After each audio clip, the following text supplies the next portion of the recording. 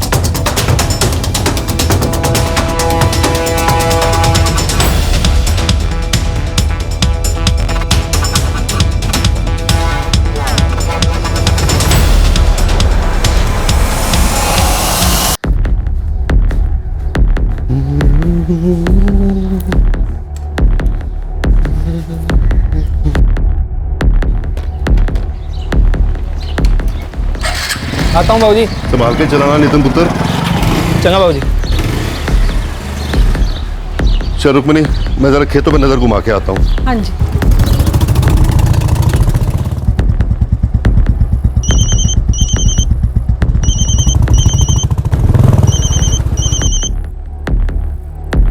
Hello,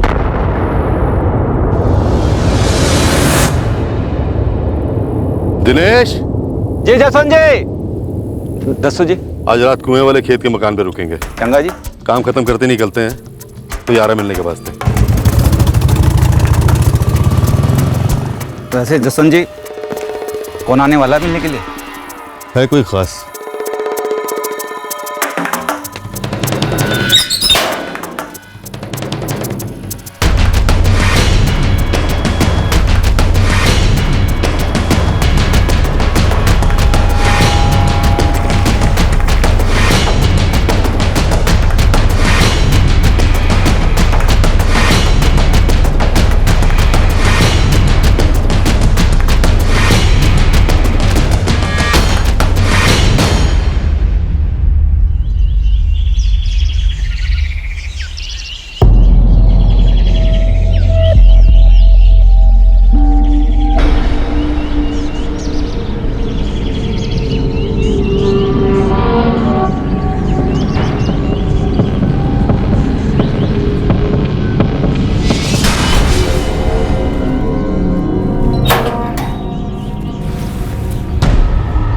Jaswant जी।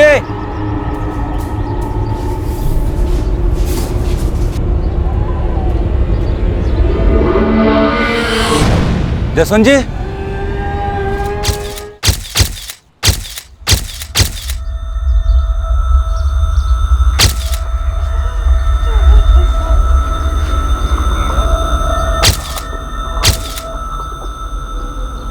कल शाम को बाबूजी ने बीजी को कहा था कि वो यहाँ खेत वाले मकान में रुकेंगे रात को। आपके बाबूजी अक्सर इस मकान में रुकते थे? बाबूजी कोई काम होता था या कोई मिलने वाले ने आना होता था।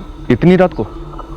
किस काम से? किसी को कोई फसल वसल की बात करनी होती थी तो। या फिर पीना शीना होता तो? नहीं जी, बाबूजी तो शराब को टच भी नहीं करते थे जी। जसवंत जी का दोस्त और खेत संभालने वाला ये दिनेश मौर्य, इसे देखकर तो ऐसा लग रहा है इसने रात को जम के पी रखी थी। सर जी वही बात मेरी समझ में नहीं आ रही है जी कि दिनेश जी भी कुछ बोल नहीं पा रहे हैं कि क्या हुआ, कब हुआ और कैसे हुआ। दिनेश जी। अब खत्म हो गया सर जी। कैसे हुआ और किसने कर दिया ये? सर ये दिनेश मौर्य तो अब भी काफी नशे में है, हॉस्पिटल में एडमिट कराना पड़ेगा। समझ में नहीं आ रहा, कोई अजीब सा नशा किया है इस बंदे ने या फिर एक्टिंग कर रहा है।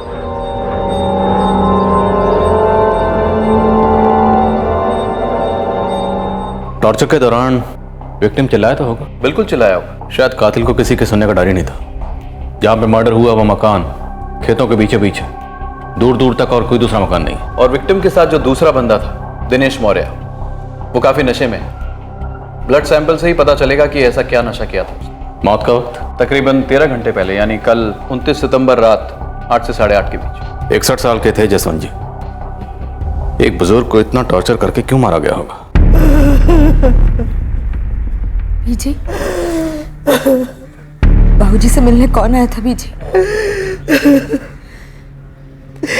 वो मुझे कहाँ कुछ बताते थे और ये दिनेश को भी क्या हो गया है?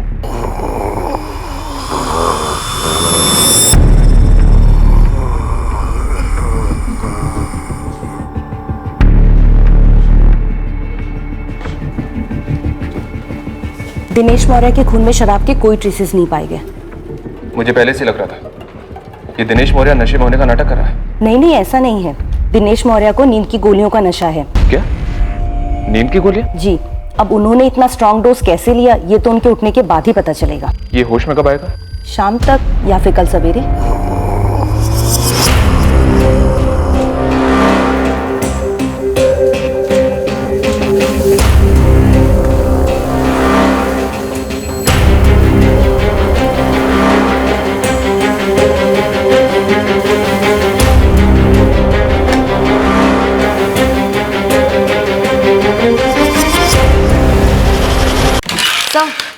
जसवंत सिंह के खून से न तो नींद की गोलियों के ट्रेसेस मिले हैं और ना ही शराब के।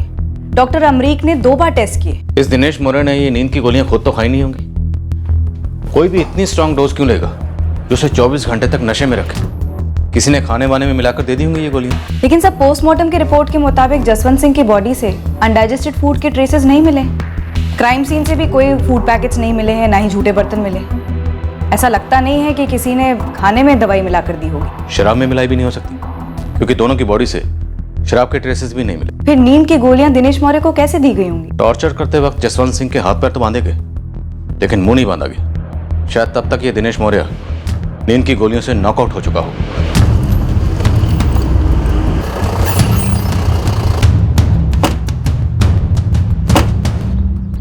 जी 2 लोग आए थे, एक बंदा एक औरत, मोटरसाइकिल पर। जसवंत जी को मिलने आए थे? हाँ जी।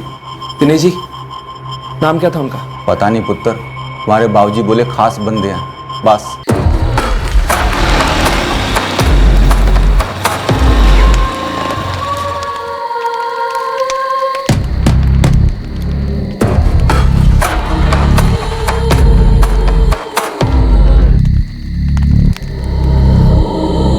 दिनेश जी, ये नींद की गोलियां आप कब से ले रहे हैं? और मैंने खुद से कोई दवा सवा नहीं ली। वो जी उन लोगों ने ठंडा पिला दिया था। खेतों के बीच में ठंडा कहाँ से आया? वो आदमी साथ लेके आया था।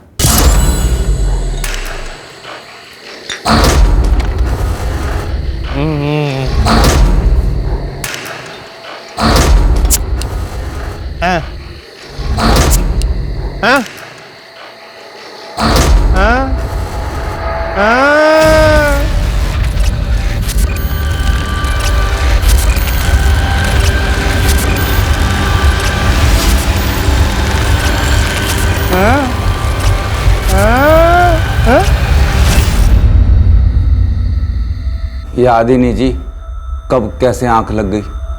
सवेरे जब होश आया तो कांड हो चुका था। दिनेश जी, उस आदमी ने आपको कुछ तो बताया होगा। वो आदमी कौन था, कहाँ से आया था, किस काम से आया था? कुछ भी? नहीं जी, वो आदमी बोल नहीं सकता था, गूंगा था। ऊपर चल।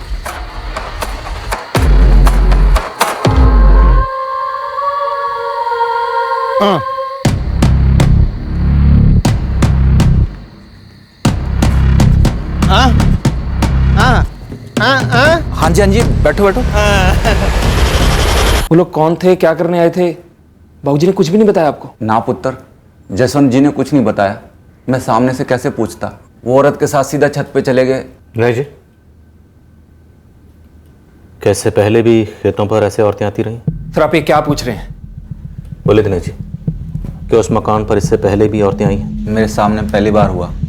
सर, आप लोग गलत मतलब निकाल रहे हैं सर। नितिन, जो कुछ हुआ वही जानने की कोशिश कर रहे हैं, कोई कैरेक्टर सर्टिफिकेट नहीं लिख रहे हैं। जसवंत जी अब नहीं रहे तो कुछ भी छुपाने का कोई मतलब नहीं। बताइए दिनेश, क्या वो औरत वेश्या थी और वो जो बंदा उसके साथ आया था उसका दलाल था? सर, नितिन, जसवंत जी आपको भी अपने साथ लेकर गए, ये पहली बार तो नहीं हो सकता। जी काम के सिलसिले में कई बार वहाँ जाते, कई बार रात को रुक भी जाते, लेकिन ये पहली बार हुआ कि जब कोई आदमी किसी औरत को लेके आया, वो उस औरत को लेकर सीधा छत पे चले गए। कोई बात ही नहीं हुई। सर, ये दिनेश जी बकवास कर रहे हैं, मनगढ़ंत कहानी बना रहे हैं। ना पुत्र, जो हुआ वो बता रहा हूँ, और नमक खाया तुम्हारा, झूठ नहीं बोलूंगा। दिनेश जी, वो गूंगा आदमी और उसके साथ जो औरत थी, क्या आप उन दोनों का हुलिया बता सकते हैं हमें? हाँ जी, उस आदमी का हुलिया अभी बता देता हूँ। वो मेरे सामने ही बैठा था, पर वो औरत यूं आई और यूं छत पे चली गई। सर जी उसने सर पे पल्लू डाला हुआ था, रात भी बहुत थी, ठीक से चेहरा दिमाग में बैठा ही नहीं।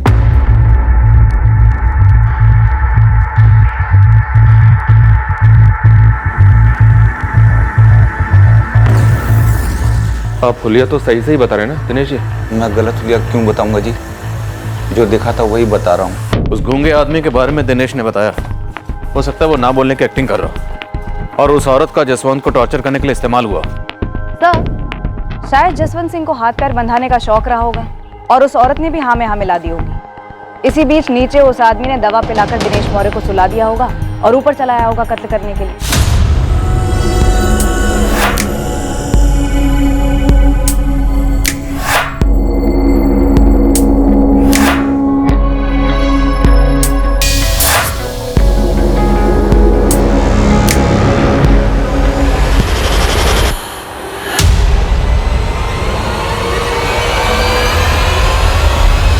जसवंत सिंह की बॉडी पर टॉर्चर के निशान, लगता है कोई निजी मामला था जो भयंकर दुश्मनी में बदल गया। तो जसवंत सिंह के कॉल रिकॉर्ड्स मंगाए, अब तो कॉल लिस्ट ही रोशनी डालेगी कि क्या निजी मामला था।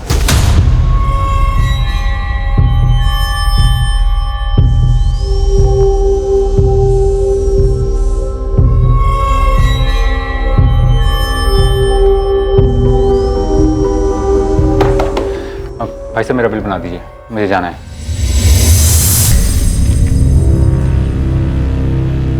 साहब ये दिनेश मौर्य कहीं नींद की गोली खाकर हमें गोली तो नहीं दे रहा है? अगर ये बंदा हमें मिला ही नहीं तो समझो दिनेश मौर्य हमें गोली दे रहा है। अब ये पता करना तुम दोनों का काम है, बंटी और करतार।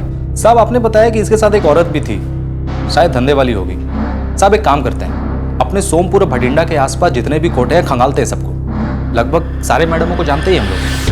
लेकिन साहब मुझे ऐसा नहीं लगता कि जसवंत पहली बार छत पे चढ़ा होगा। उसका कोई बंधा हुआ दलाल वलाल है जो फोन पे उसके सारे काम करता है। जसवंत सिंह के कॉल रिकॉर्ड्स आने वाले हैं, तब तक तुम दोनों ये पता करो कि इस आदमी ने दिनेश मौर्य को गोली दी थी या ये खुद दिनेश मौर्य की गोली है।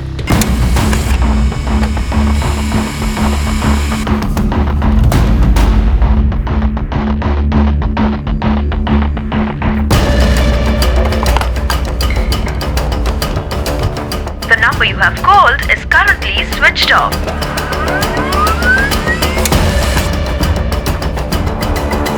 ट्रिपल 4098-121। सर इस नंबर से जसवंत सिंह को 29 सितंबर की सुबह 10:30 बजे कॉल हुआ था। हेलो। अब ये नंबर स्विच ऑफ जा रहा है, नाम एड्रेस सब फर्जी है। इस नंबर से सिर्फ एक यही कॉल हुआ है सर। मतलब ये कत्ल एक प्लान के मुताबिक हुआ है। सुबह फोन पर मिलना तय हुआ होगा और फोन करने वाले को इस कुएं वाले मकान के बारे में पहले से पता होगा। सर दिनेश मौर्य ने जिस आदमी का स्केच बनवाया था वो आदमी असली है? बंदा हाथ लगा? नहीं सर, लेकिन जसवंत की बेटी अर्चना राणा ने उसे पहचान लिया। कौन है?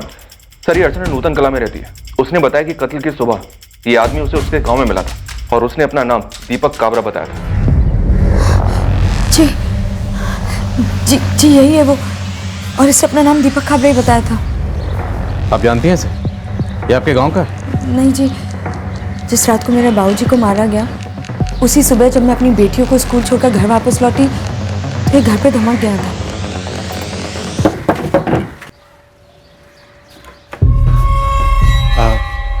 जी नमस्ते। नमस्ते। मेरा नाम दीपक काबरा है, मैं अमरदीप काबरा जी का पुत्र हूँ। कौन? जी आप मुझे नहीं जानते। दरअसल पहले हम लोग भटिंडा में रहते थे, तब मेरे पापा और आपके पापा जसवंत जी बहुत अच्छे दोस्त थे और इसके बाद हम लोग कनाडा शिफ्ट हो गए। पर बाबूजी तो सोमपुर में रहते हैं। मुझे पता है, दरअसल मेरे पापा को आपके पापा जसवंत जी का नंबर चाहिए। उनका फ़ोन गुम हो गया है तो सारे नंबर चले गए हैं। आप देंगे ज़रा? एक मिनट रुकिए, मैं फ़ोन लेकर आती हूँ।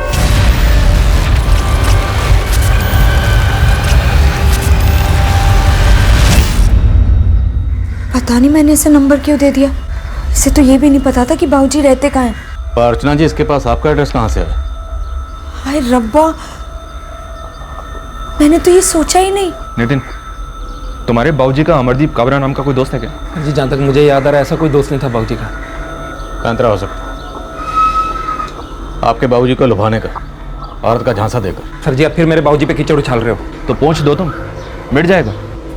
पर जो जान गई है ना वो कभी वापस लौट कर नहीं आएगी। और अभी हमारा मकसद सिर्फ एक है उस जान लेने वाले को पकड़ना। और नितिन, अभी तुम्हारा भी यही मकसद होना चाहिए, पता लगाओ कि किसका तुम्हारे बाबूजी से बैर था। अर्चना जी, आप भी दिमाग पे जोर डालिए, कुछ भी याद आए तो हमें बताइए। सर, हम 2 कदम आगे बढ़े। एक तो ये कि दीपक काबरा नाम का ये बंदा वाकई में है, और दूसरी बात ये बोल सकता है।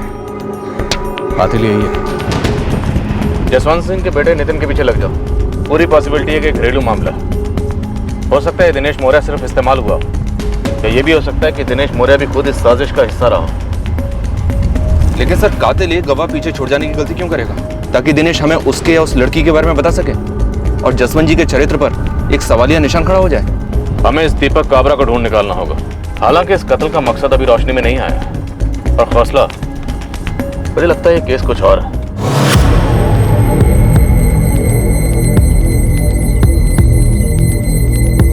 नितिन,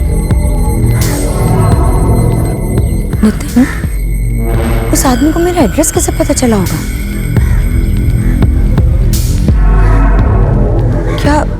क्या वो हमारी जान पहचान में से है कोई? मुझे अगर कुछ पता होता तो मैं पहले ही बता देता, पुलिस वालों को भी और तुझे भी।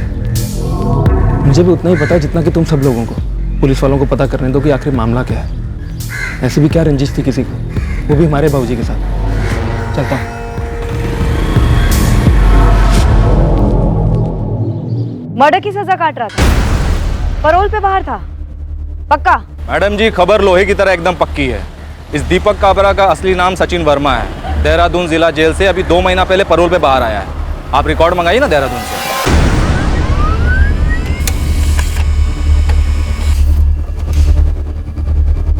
जी सर जी, यही था जो बोल नहीं सकता था।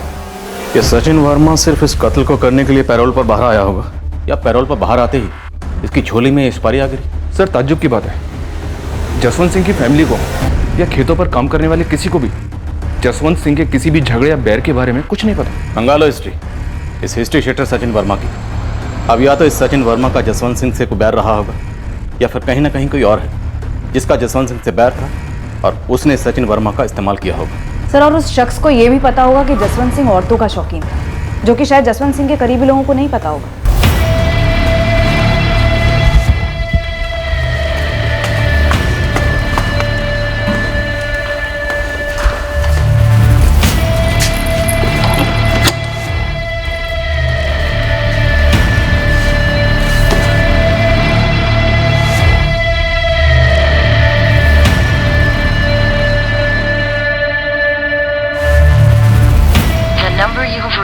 not in service.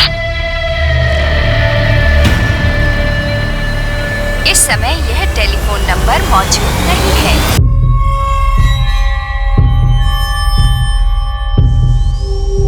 एक सिंगल रूम चाहिए।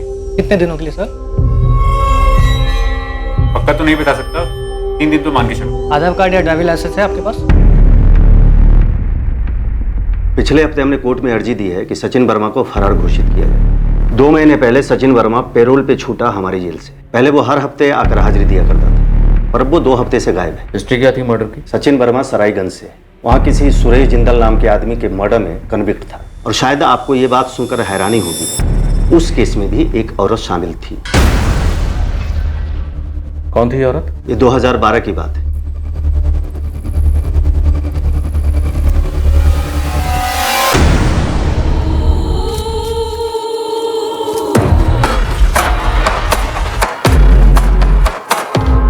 पक्का वो आएगा? 100% पक्का। मैंने सारी जानकारी निकाल रखी है।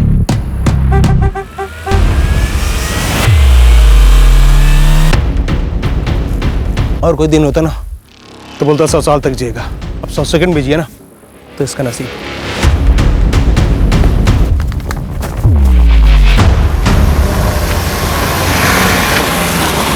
लिफ्ट चाहिए भाई? बैठो। लिफ्ट तो तुझे देनी है सुरेश जिंदल। चल सचिन बाहर निकल। चल घोड़ा ना गाड़ी से बाहर निकल। निकल। सचिन भाई, तू समझ नहीं रहा भाई। देख, जो कुछ भी हुआ अनजाने में, गोली मत चलाना भाई। मुझे इस बात का अफसोस है।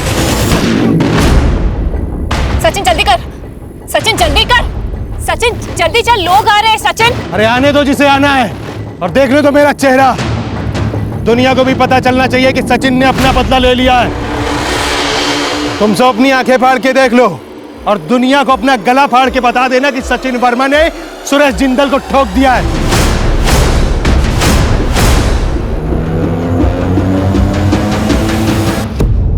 सचिन तुरंत पकड़ा गया, पर इन्वेस्टिगेटिव टीम को उस औरत के खिलाफ कोई भी ठोस सबूत नहीं मिला, क्योंकि कोई भी आई विटनेस उस औरत की शिनाख्त नहीं कर पाया। इस औरत की और डिटेल है, क्योंकि हो सकता है ये वही औरत हो जिसकी तलाश हमें है हमारे मर्डर केस में। हो सकता है खूनी जोड़ा सुपारी किलर। सुरेश जिंदल का कत्ल कोई सुपारी मर्डर नहीं था इंस्पेक्टर, उससे बदला लिया गया। किसने किस? सचिन वर्मा का छोटा भाई था विपिन, सुरेश जिंदल ने उसे मार डाला था। ये कौन से थाने का केस था सर? सरायगंज। जी मैडम, यही है वो आदमी जो बाबूजी का नंबर लेने घर आया था। और मैडम इससे पहले इसको यहाँ कभी देखा भी नहीं था। मैडम एक बात बताइए, आप लोगों के पास उस औरत की तस्वीर क्यों नहीं है? मैं बताता हूँ, क्योंकि ऐसी कोई औरत कभी वहां आई नहीं थी। ये दिनेश जी ये बकवास कर रहे हैं, झूठ बोल रहे हैं। ये दिनेश जी के पीछे हमने लोग लगाए थे, उनके पास झूठ बोलने जैसा कोई कारण निकला नहीं। इनफैक्ट उन्हीं की मदद से बनाए हुए स्केच की वजह से हम इस सचिन वर्मा तक पहुंचे हैं। एक बात आप लोग बताइए, इस सराहीगंज से कोई आपका ताल्लुक है क्या? मैडम अब ये सराहीगंज कहाँ से आ गया? ये सचिन वर्मा इस सराहीगंज से।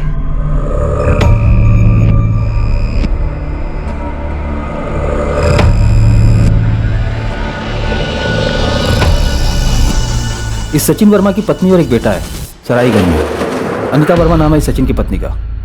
दरअसल सचिन वर्मा एक रेप्यूटेड फैमिली से बिलोंग करता है। सचिन के पिता ब्रिजवान वर्मा ने सचिन को एक स्टेशनरी की दुकान खोल कर दी थी, जो अच्छी खासी चल रही थी, और अब उसे उसकी वाइफ अनिता संभालती है। समीर, सचिन के भाई विपिन और सुरेश जिंदल के बीच में क्या दुश्मनी थी? गुस्सा दोनों का दुश्मन बना सर। विपिन की बाइक आउट ऑफ कंट्रोल होकर सुरेश जिंदल की कार से टकरा गई, दोनों में लड़ाई।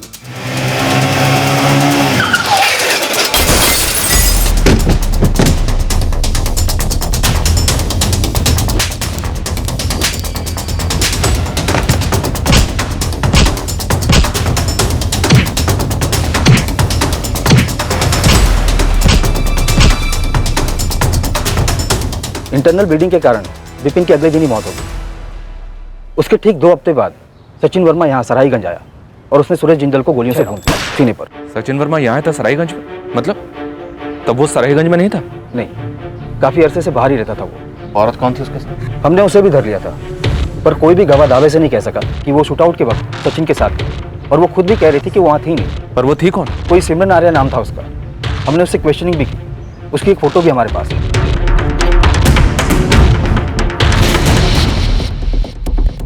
ये सुरेश जिंदल का मर्डर सचिन वर्मा का पहला जुर्म था? जी नहीं, इस सचिन वर्मा की तो पूरी एक लिस्ट है जुर्म की।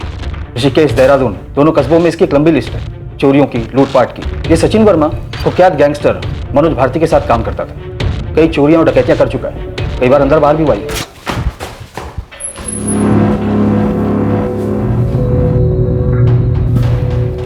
एक ही बात, हमने कुछ किया नहीं है और हमें कुछ पता नहीं है। चाहे कितनी भी पिटाई हो जाए, लेकिन मुंह नहीं खोलना है। हफ्ते भर में जमानत हो जाएगी तेरी। हाँ? और सुन सचिन, तू मेरा खास आदमी है।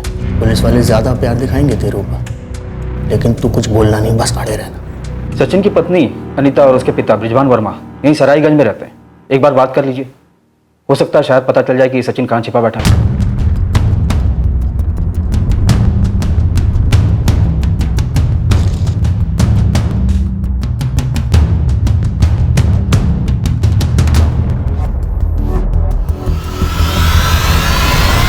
जी मैडम, यही थी वो औरत।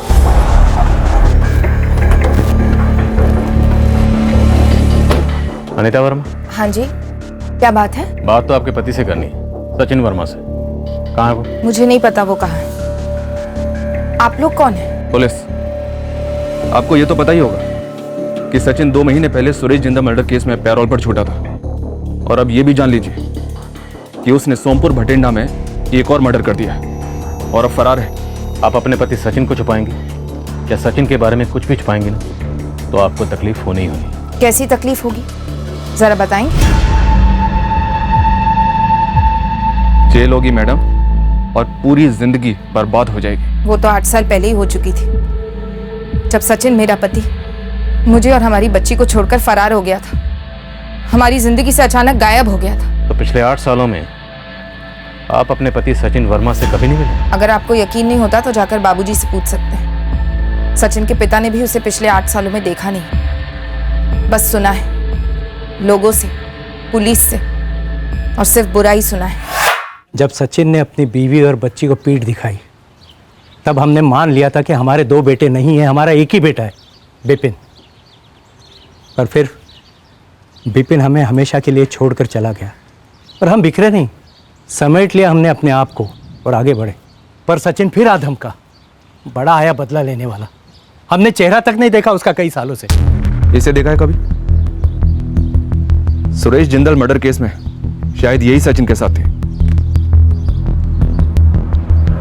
और हमारे यहाँ भी सोमपुर में जो कत्ल हुआ है उसमें भी ये सचिन के साथ थे। ये सचिन के साथ नहीं थी, सचिन इसके साथ था, पूरे लपेटे में था इसके। इंस्पेक्टर साहब, सिमरन औरत नहीं, अजगर है, अजगर। सिमरन यहीं सरायगंज की है?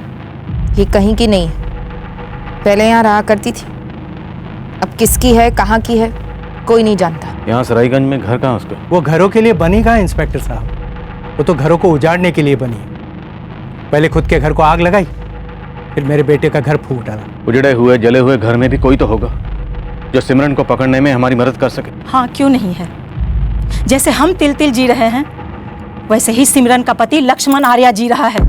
जाकर देखिए कैसे अच्छे खासे आदमी को निगल कर निचोड़ गई है ये अजगर।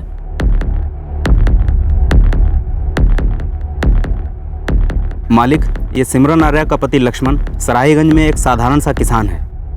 सिमरन और लक्ष्मण के 2 बेटे हैं, अनिरुद्ध और अनिकेत। दोनों लक्ष्मण के साथ ही रहते हैं। वैसे 8 सालों से ये सिमरन यहाँ सरायगंज में किसी को नजर नहीं आई है, सिवाय तब जब सुरेश जिंदल का मर्डर हुआ था, तब इस सिमरन का नाम आया था उन लोगों के मुंह से जिन्होंने सुरेश जिंदल का मर्डर लाइव देखा था। बच्चे अगर लक्ष्मण के साथ हैं तो सिमरन बच्चे को मिलने तो आती होगी। ये लक्ष्मण जरूर जानता होगा सिमरन का ठिकाना। पूछ सकते हैं साहब, लेकिन मुझे डाउट है कि लक्ष्मण को सिमरन का मौजूदा ठिकाना पता होगा। पर हाँ, शायद वो ये बता सके कि इन 8 सालों में सिमरन कहाँ कहाँ रही है, वहाँ से शायद कोई सुराग मिल सके। सचिन वर्मा और सोमपुर वाले जसवंत सिंह के बीच में कोई बैर कुछ पता चला? नहीं साहब, हाथ पैर मारे जा रहा हूँ, लेकिन दूर दूर का भी कोई कनेक्शन नजर नहीं आ रहा है सचिन का जसवंत सिंह से। जी, मैं 3 साल पहले मिला था सिमरन के गांव में। कौन सा गांव? जी, देवबनी गांव, बठिंडा जिला। सिमरन देवबनी की? देवबनी तो सोमपुर के बगल में है। वो भागी क्यों थी? काश मुझे पता होता साहब। 8 साल पहले ये अनिरुद्ध हमारा 4 का था और छोटे वाला 2 साल का। साहब, एक सुबह सोकर उठा तो देखा ना ही दोनों बच्चे हैं और ना ही सिमरन है। कुछ पता चला? कहाँ चली गई महारानी मेरे पोतों को लेके? पूरे गांव में ढूंढ लिया माँ, किसी ने नहीं देखा। लक्ष्मण, लक्ष्मण, कुछ पता चला? हाँ, वो अपने कृपाल काका है ना, हाईवे वाले। हाँ, उन्होंने देखा सिमरन और बच्चों को। हाँ, वो सचिन वर्मा के साथ। सचिन वर्मा?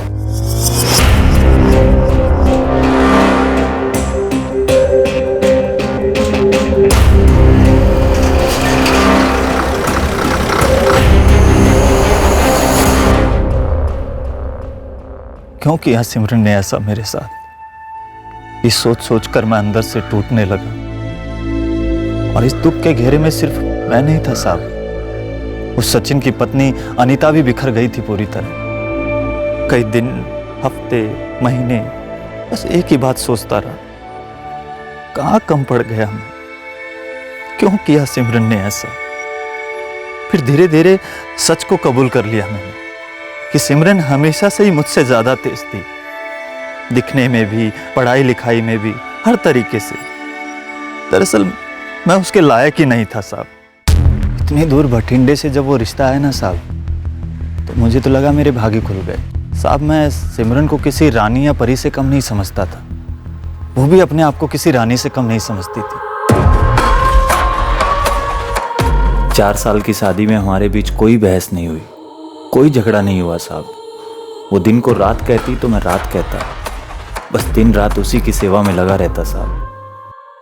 सिमरन हम सबको छोड़ के उस सचिन वर्मा के साथ भाग गई साहब। फिर धीरे धीरे लोगों की बातें कान पर पड़ी कि कैसे जब मैं खेत में खून पसीना बहा रहा था, उस सिमरन उस सचिन वर्मा के साथ किसी लॉज में इश्क लड़ा रही थी। देवबनी में कौन कौन रहता है सिमरन का? पूरा परिवार है साहब। हमारे जो ससुर हैं पुरुषोत्तम दहिया जी, वो भी हार चुके हैं सिमरन से। 3 साल पहले 2014 में मैं आखिरी बार मिला था सिमरन से साहब। तब वो सचिन जेल गया था, तो सिमरन ने ही सामने से फ़ोन किया था साहब। 2009 में एक सुबह अचानक चली गई थी बच्चों को लेकर, और अब 5 साल बाद क्यों बुलाया था मुझे कुछ मालूम नहीं था।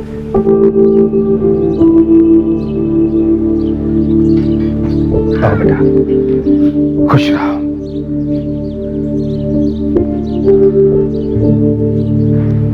बैठो।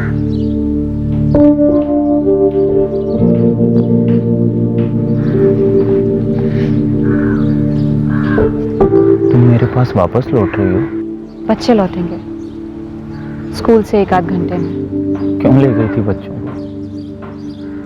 क्यों किया मुझसे दूर? उनको देखने को तरस गया हूं मैं। अनिरुद्ध और अनिकेत को अपने पास रखना चाहोगे? रखना चाहूंगा, मेरा खून है वो। सिमरन, तुम भले ही चाहे मुझे अपने लायक ना समझो, लेकिन मैं अपने दोनों बेटों की देखभाल अच्छे से कर सकता हूँ, सबसे अच्छे से। बाप हूं उनका मैं। तो ले जाओ अपने साथ दोनों को।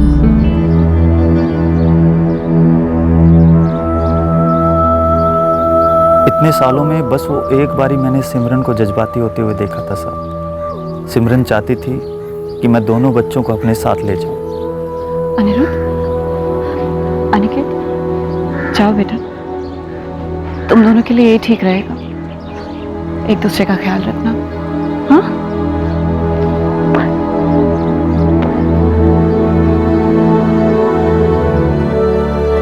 बस उसे एक बार मैंने सिमरन की आंखें नम होती देखी थी साहब। लगा था कि हाँ, इस औरत के सीने में भी दिल, जो कम से कम अपने बच्चों के लिए ही सही, धड़कता तो है। तो आपने पूछा नहीं कि 5 साल बाद सिमरन बच्चों को छोड़कर क्यों जा रही थी? बोली परवरिश मुश्किल हो रही है साहब। मेरे लिए तो यूं समझो उजड़ी जिंदगी में बाहर आ गई। देवबनी में सिमरन के घर पे कौन कौन है? बाप है, छोटी बहन पूजा, उसकी शादी हो चुकी है, कहाँ हुई कुछ नहीं पता। देवबनी के बगल वाले गांव सोमपुर में एक जसवंत सिंह नाम के आदमी का कत्ल हुआ है। पूरी संभावना है कि ये कत्ल सचिन वर्मा ने किया है और सिमरन ने उसका साथ दिया। तुम्हें कुछ अंदाजा है कि क्या दुश्मनी रही होगी? ये सचिन वर्मा तो मेरे गांव का है, इसलिए मैं जानता हूँ साहब। और रही बात सिमरन की, इतने सालों साथ रहने के बाद भी मैं उसको जान ही नहीं पाया साहब। तो इन दोनों की दुश्मनियों के बारे में क्या जानूंगा? अंकल, अंकल, हमारी मम्मी कहाँ है? अंकल, हमारी मम्मी ठीक तो है ना? बेटा अभी नहीं पता आपकी मम्मी कहाँ है, हम ढूंढ रहे हैं, वो जल्दी आ जाएंगे, ठीक है? अंकल, हमें मम्मी के पास जाना है, मम्मी की बहुत याद आ रही है। क्या नाम आपका? अनिकेत। अनिकेत, जब आपकी मम्मी मिलेगी ना, हम बोल देंगे कि अनिकेत आपको बहुत याद कर रहा है, ठीक है? भूलना मत। नहीं बोलेंगे। हम सराहीगंज उत्तराखंड में सचिन वर्मा को खोजने आए और उसकी और सिमरन आर्या की राज भरी प्रेम कहानी लेकर वापस लौट रहे थे। इस केस को हल करने के लिए सिमरन आर्या या सचिन वर्मा का हाथ लगना जरूरी था। इसी बीच केस से जुड़ी और 2 अजीबोगरीब खबरें सामने आई। हाँ परमजीत, देवबानी से कोई खबर? सर, सिमरन के पिता पुरुषोत्तम दहिया 1 साल पहले ही गुजर चुके हैं और सिमरन उनके अंतिम संस्कार पर भी नहीं आई थी। सिमरन की एक बहन भी तो थी, पूजा, जिसकी शादी हो चुकी है। सर, बंटी खबरी को लगा दिया है उसे ढूंढने के लिए। वैसे एक और खबर है सर। हाँ बोलो। सर, जब हमने सिमरन की फोटो जसवंत की पत्नी रुक्मणी और उनके बेटे नितिन को दिखाई तो उन्होंने सिमरन को पहचाना नहीं। तब नितिन की बहन अर्चना वहां नहीं थी, वो नूतन कला में रहती। फिर जब वो आई तो सिमरन का नाम सुनकर ही चौंक गई। अर्चना जानती है सिमरन को? मैं किसी सिमरन आर्य को नहीं जानती और ना ही इससे कभी मिली, पर हाँ, इसके बारे में सुना जरूर था। किससे सुना था?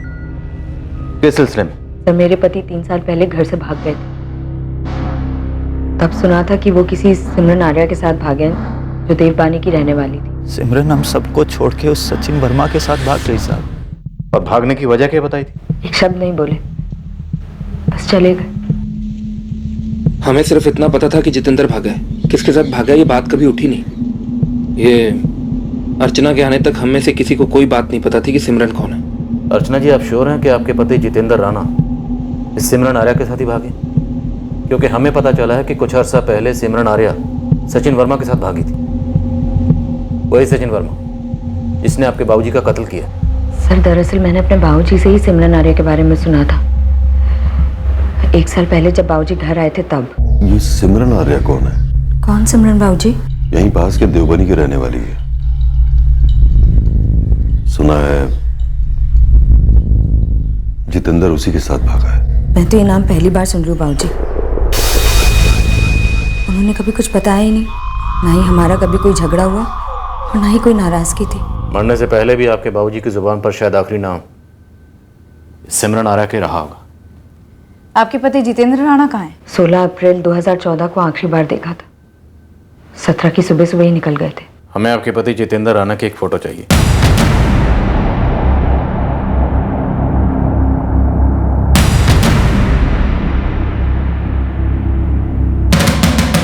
हमें आपके पति जितेंद्र राणा की एक फोटो चाहिए।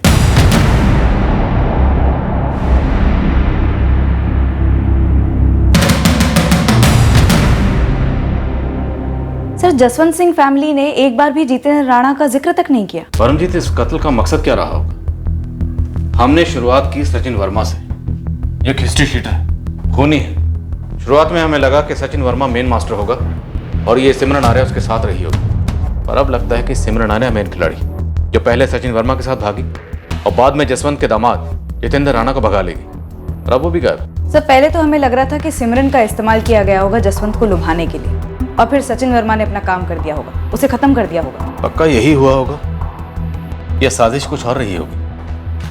सर, एक खबर मिली है।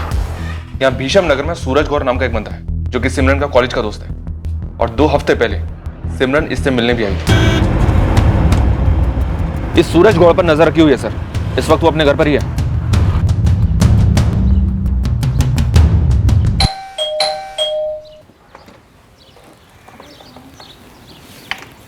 जी सूरज गौर। हाँ जी। पुलिस, सोमपुर थाना। क्या बात है सर? सूरज तुम्हारी कॉलेज की एक दोस्त है, सिमरन आर्या। हाँ जी है। 2 हफ्ते पहले सिमरन तुमसे मिलने आई थी? जी आई थी। इस वक्त कहाँ सिमरन? मुझे नहीं पता सर।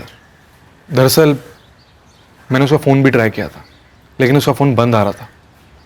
सर सिमरन एक सूटकेस छोड़कर गई है। बोलकर गई थी 2-3 दिन में आ जाएगी, लेकिन सर 2 हफ्ते हो गए अब तक नहीं आई। आओ बैठो। तुम हो कहाँ आजकल? दिखते नहीं हो। बस यार यही हूँ इसी दुनिया में। अच्छा ये बता बच्चे कैसे हैं, कहाँ हैं? बस यार सब बताती हूँ, एक अर्जेंट काम। अभी तो आई है, बैठना थोड़ी देर। यार अभी ये मैसेज भी आया है। सुनो ना, मेरा ये सूटकेस 2-3 दिन के लिए रख सकती हो यहाँ पर? हाँ हाँ ऑफ कोर्स, इसमें पूछने की क्या बात है?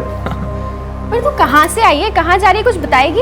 यार बस ये काम निपटा लूँ, वापस आकर सब बताऊंगी जब भी सूटकेस लेने आऊंगी। चाय वाय तो पीकर। नेक्स्ट टाइम पक्का, मैं आऊंगी 2 दिन बाद।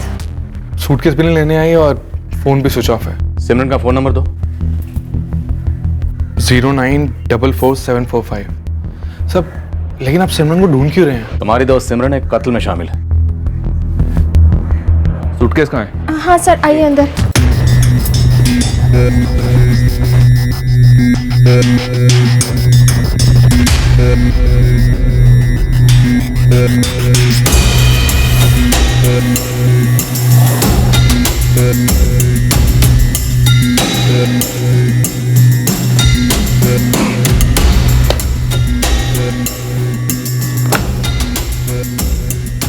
लॉक खुला? सब, हमने तो कभी से छुआ भी नहीं है। जब से सिमरन ने हमें दिया था तब से हमने पलंग के नीचे धकेल के रख दिया था।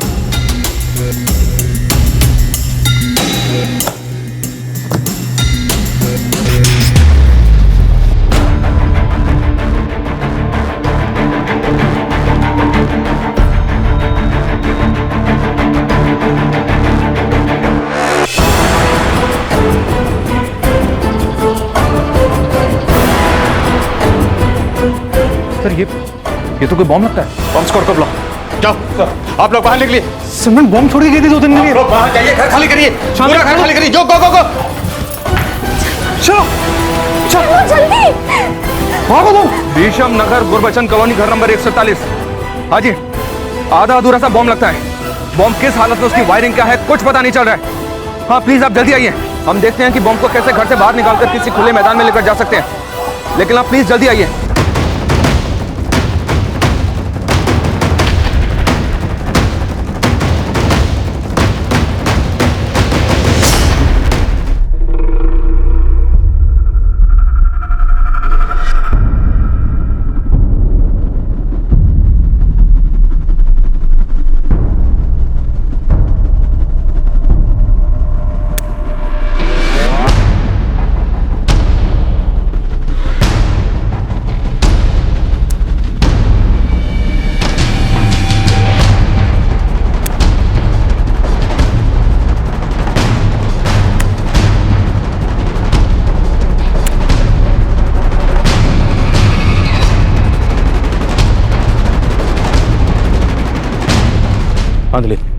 घरेलू ही सही, लेकिन है तो बम। अगर ये बम फट जाता तो काफी बड़ा नुकसान कर सकता था। पूरे का पूरा घर उड़ जाता, लोगों के चिथड़े उड़ जाते। लाइव बम था, टाइमर पर था। अगर टाइमर पे होता तो थोड़ा आसान होता डिफ्यूज करने में। जिस तादाद में इसमें बारूद मौजूद था वो दिवाली के पटाखों में इस्तेमाल किया जाता है। दिवाली पटाखों के बारूद से इतना बड़ा धमाका होता? बहुत बड़ा धमाका होता। लगता है हमारे हाथ में सिर्फ एक मर्डर केस नहीं है, शायद इन लोगों का इरादा और बहुत से लोगों को मारने का था। बंटी, करतार, सोमपुर, नूतनकला, देवानी, सराहीगंज का भी चप्पा चप्पा छान मारो। सिमरन आर्य, सचिन वर्मा, जितेंद्र राणा, ये तीनों के तीनों हमें कस्टडी में चाहिए जल्द से जल्द। अभी बॉम्ब का भी मामला जुड़ गया है। सूरज चांदनी, वो बॉम्ब तुम लोगों की जान ले सकता था। वैसे इस बॉम्ब का निशाना कौन था? निशाना कोई और था या निशाना तुम लोग थे? सिमरन से कोई दुश्मनी, कोई इतिहास? कैसा इतिहास सर? अगर आपका इशारा कुछ अफेयर की तरफ है तो ऐसा कुछ भी नहीं था। सिमरन और मैं सिर्फ दोस्त थे कॉलेज के, उसके बाद तो मेरा उससे टच भी नहीं रहा था। हाँ सर, इतना पता लगता था कि उसकी शादी हो गई है, बच्चे हो गए हैं और देहरादून में सेटल हो गई है वगैरह वगैरह। पूजा, सिमरन की बहन, उसे तो जानते होगे? जानता था, लेकिन उससे भी मेरा कोई टच नहीं था। उसके बारे में भी यही मालूम पड़ा था कि उसकी शादी हो गई है और वो कहीं अर्जुन संधू के नाम से किसी के साथ और हरिद्वार में सेटल हुई है। मैं एक बात बताऊं, तुम सिमरन को कॉलेज के दिनों से जानते हो। ये सिमरन चीज क्या है? अच्छे घर की लड़की दो कत्ल में शामिल होती है और फिर सचिन वर्मा जैसे हिस्ट्री शीटर के साथ अफेयर करती, और अब ये बम किन लोगों से मिली हुई है? सर आप तो ऐसे पूछ रहे हैं जैसे सिमरन का हम लोगों के साथ रोज का उठना बैठना।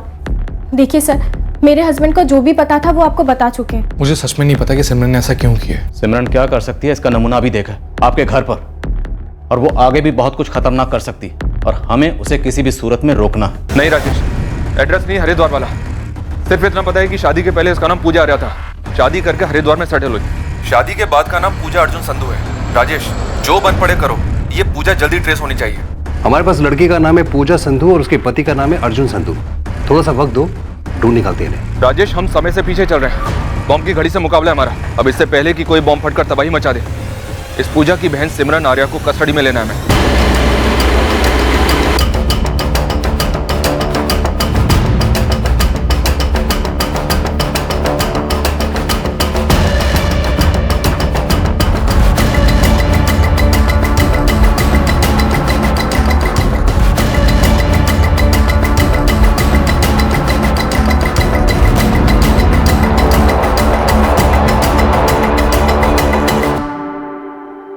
मैडम, मुझे नहीं पता जितेंद्र कहाँ है, बल्कि 1 साल पहले तक तो मुझे ये भी नहीं पता था कि वो भागे किसके साथ है। मैडम, जितेंद्र 2014 से गायब है।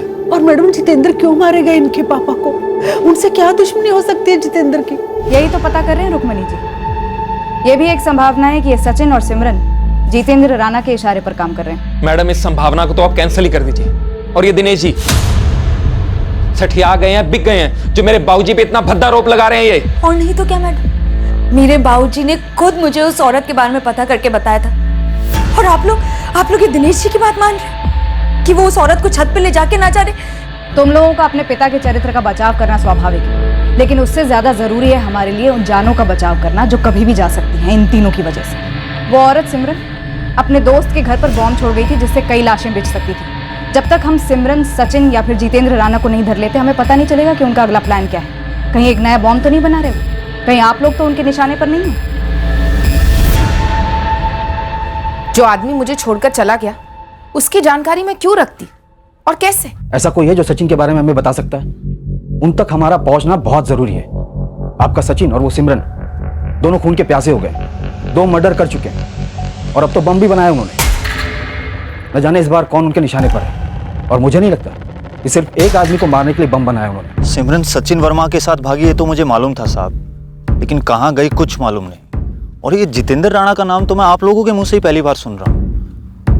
लेकिन साहब मेरे लिए कोई हैरानी की बात नहीं, सिमरन ने बम बनाया।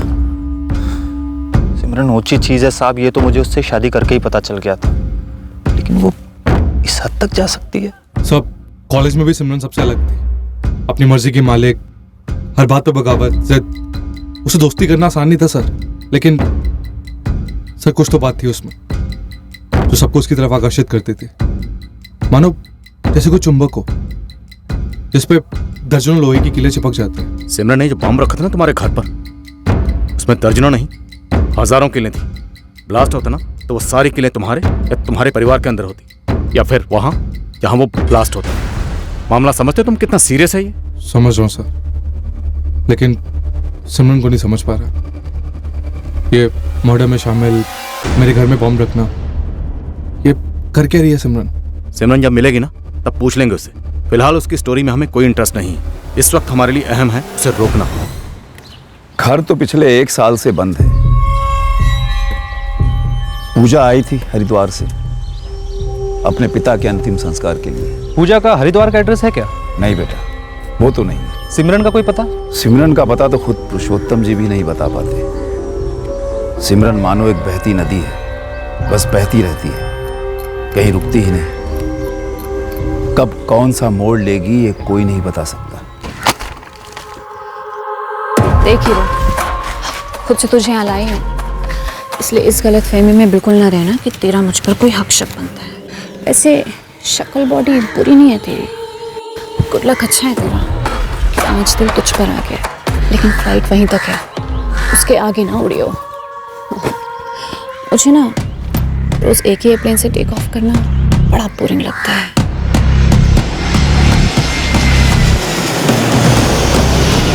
एक सख्त प्रिंसिपल थे पुरुषोत्तम जी, पर उनकी अपनी ही बेटी काबू में नहीं थी, किसी नियम को मानती ही नहीं थी। इसीलिए हर तीसरे दिन किसी न किसी चौथे लड़के के साथ उसका नाम जुड़ता। उनमें से एक ऐसा जला कि सिमरन की अश्लील तस्वीरें इंटरनेट पर डाल दी। फिर जो बवाल मचा वो पूछो मत। बेचारे पुरुषोत्तम जी टूट से गए। फिर किसी तरह किसी रिश्तेदार की मदद से सिमरन का ब्याह करके उसको यहाँ से पार्सल कर दिया, सीधे सराहीगंज। लेकिन वहां से भी तो भाग गई सचिन वर्मा के साथ, और फिर वापस भी आई थी 2 बच्चों के साथ। हाँ याद आया, लेकिन पुरुषोत्तम जी ने बड़े भारी मन से उसे पनाह दी थी। फिर क्या हुआ? फिर भाग गई जितेंद्र राणा के साथ। पुरुषोत्तम जी तो मानो उसके बाद बिल्कुल बिखर से गए थे। सिमरन ने बच्चों को अपने पति लक्ष्मण के साथ भेज दिया, खुद नहीं गई वो। अरे मैंने सवाल किया तो उल्टा मुझ पर ही बरस पड़ी, मुझे ही सुना दिया। ये सिमरन को हो क्या गया है? मेरी क्या गलती रही, क्या कमी रह गई मेरी परवरिश में कि मेरी औलाद ही मुझे सबसे ज्यादा दुख दे रही। मैंने लक्ष्मण से अलग से बात की थी, वो तुम्हें माफ करके अपनाने को तैयार था। क्यों नहीं गई उसके साथ सिमरन? वो अच्छा आदमी है। अच्छा तो ये पालक भी है पापा, ताजा सस्ता सुंदर टिकाऊ, लेकिन इसे रोज खाएंगे आप? दिन में 4 बार? पालक के पराठे, पालक का साग, रायता भी पालक का, और फिर पकौड़े भी वही। तुम आखिर जिंदगी में चाहती क्या हो सिमरन? क्या ढूंढ रही हो तुम?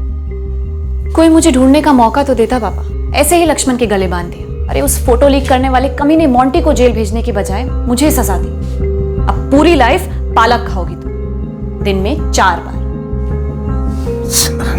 मुझसे घिन जो आती है आपको। एक और रात झेल लीजिए प्रिंसिपल साहब, कल सुबह होते ही निकल रही हूँ यहाँ से। अब कहाँ जाने वाले हो तुम? मुझे नहीं पता, और पता होता भी तो अब मैं वो 21 साल वाली सिमरन तो हूँ नहीं, जो ये जानते हुए भी कि मैं गलत नहीं हूँ आपके हर फैसले को सही अब एक तरफ सिमरन है और दूसरी तरफ पूजा। दोनों एक ही माँ की गोद से जन्मी कि माँ के गुजरने के बाद दोनों को माँ का प्यार देने की भरपूर कोशिश की, पर देखो एक आग निकली और दूसरी पानी। फिर सिमरन कहाँ गई इसका पता तो पुरुषोत्तम जी को भी नहीं था। और ये जितेंद्र राणा जो तुम बता रहे हो, ये नाम तो मैंने पुरुषोत्तम जी के मुंह से भी कभी नहीं सुना। ज्ञान जी, अगर पुलिस ने इन तीनों को समय रहते धर नहीं लिया ना तो बम के धमाके सुनाई देंगे, क्योंकि सिमरन अब बम बनाने लगी। मतलब आतंकी नक्सली वगैरह बन गई है क्या वो? इस तरह की तबाही ना मचे, इसीलिए पुलिस जल्द से जल्द इन तीनों को पकड़ना चाहती है। तो अगर आपके पास सिमरन, उसके प्रेमी सचिन वर्मा या जितेंद्र राणा के बारे में कोई भी खबर है तो हमें बताइए। हमारी पहली ब्रेक थ्रू खबर वर्तमान की नहीं थी, बल्कि सचिन वर्मा और सिमरन आर्या के अतीत की, जो हमें वर्तमान में उन तक पहुंचने में मदद करने वाली थी। 444786543 ये सचिन के दोस्त सुबोध दास का नंबर है। कौन है ये सुबोध दास? सुबोध दास सचिन का दोस्त था, पहले इसी गांव में रहता था, फिर दिल्ली चला गया। जब मैंने सचिन के बारे में पता करने की कोशिश की तब सामने आया कि 2009 में सचिन सिमरन को लेके भागा था। तब दिल्ली में सुबोध दास के ही यहाँ था वो। सुबोध का फोन चालू है सर, दिल्ली की लोकेशन शो कर रहा है। हौसला फोन मत करना, चुपचाप दिल्ली जाओ और उठाओ सचिन वर्मा, सिमरन आर्या और जितेंद्र राणा, इनके बारे में छोटी से छोटी डिटेल की बाल की खाल करो, पूरे कर निकालो। इनके बारे में कोई भी खबर मिले ना तो लाखों से कम नहीं। Sir, all the best.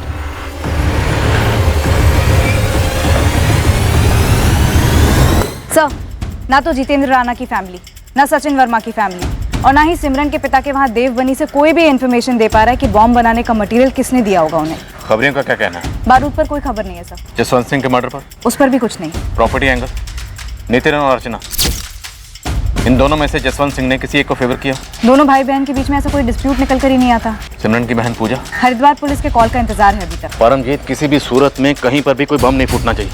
पता नहीं ये सचिन वर्मा, सिमरन आर्या और जितेंद्र राणा एक दूसरे से कैसे बंधे हुए हैं। बम का मकसद क्या? बस ये दिल्ली वाला सुबोध हमें कुछ सुराग दे दे इस बारे में।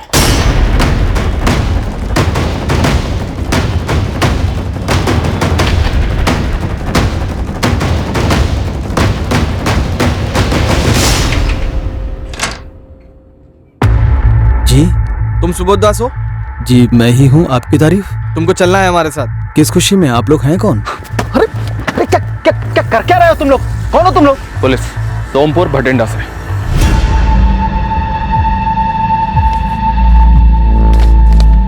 सर, ये सचिन वर्मा है, ये सिमरन आर्या। इन दोनों को तो मैं जानता हूँ, लेकिन मैं इसको नहीं जानता सर। और ये सिमरन के 2 बच्चे भी थे उसके साथ में। लगभग 7-8 साल पहले 2009 में मेरे पास आए थे दिल्ली। मैंने उनकी मदद भी की थी। अपने दोस्त सचिन वर्मा को फोन लगा और पता कर इस वक्त वो कहाँ पर है। अरे सर, क्या कर रहे हो सर? मैं सच बोल रहा हूँ। 2009 से 2012 तक ये सचिन और सिमरन मेरे पास ही रहते यहाँ दिल्ली में। फिर उसके बाद अचानक गायब हो गए। फिर बाद में मुझे पता चला कि ये सचिन ने किसी सुरेश जिंदल को ठोक दिया है। फिर उसके बाद ना मैं उससे मिला हूँ और ना ही मैंने कभी उसे फोन किया। हाँ, 2009 में मैंने उसकी मदद की थी। अनिरुद्ध, इसको एक दे दो। इसको। अरे सचिन, एक मिनट आना, तुझसे कुछ बात करनी है। अनीता भाभी को छोड़ के आ गया, इसके लिए 2 बच्चों की माँ है ये। तो औरत नहीं है? अबे प्यार करता है उससे। और अपनी बेटी शिल्पा से? उससे प्यार नहीं करता? अब मेरी जिंदगी सिर्फ सिमरन के साथ है। हमारा प्यार कुछ अलग है यार, तू नहीं समझेगा। समझाने की कोशिश भी मत करना। तू मेरा दोस्त है, मेरी मदद करेगा, दिल्ली में काम दिलवाएगा। मैं एक नई शुरुआत करना चाहता हूँ। मेरी एक फैक्ट्री में पहचान थी, वहीं सुपरवाइजर की नौकरी दिलवाई सचिन को, घर भी दिलवाया। अभी 6 महीने पूरे ही हुए थे कि मैनेजर से झगड़कर सचिन ने नौकरी छोड़ दी और फिर उसने एक अलग ही रास्ता चुना। सचिन, तेरी वजह से मेरा भी रिलेशन खराब हो गया उस मैनेजर से। नौकरी में कोई ऐसे अकड़ दिखाता है क्या यार? ले चाहे मैनेजर के बच्चों को 2 पैसे की तमीज नहीं बात करने की। साले को पता नहीं है कि अपने सराहीगंज में उसके जैसे 3-3 बंदों को अपने यहाँ नौकरी पर रखता था मैं। पहली बात तो ये कि अपना सराहीगंज नहीं है, दिल्ली है? और दूसरे, नौकरी की गरज तुझे थी और फिर फैक्ट्री में तो सभी गाली खाते हैं यार। नौकरी है, किसी के बाप की जागीर थोड़ना है। सुबोध, तुझे बाप पे नहीं जाना चाहिए था। अब देखता जा, जागीर तुम अपनी खुद की बना के रहूंगा। अरे सचिन सुन, मेरा मतलब, अरे सुन भाई, मुझे तब भी लगता था कि सचिन ने अपनी पत्नी अनीता को छोड़कर सही नहीं किया है और ना ही सिमरन ने अपने पति को छोड़कर। लेकिन ये दोनों अपना घोंसला बना रहे थे। उन दोनों में प्यार तो था।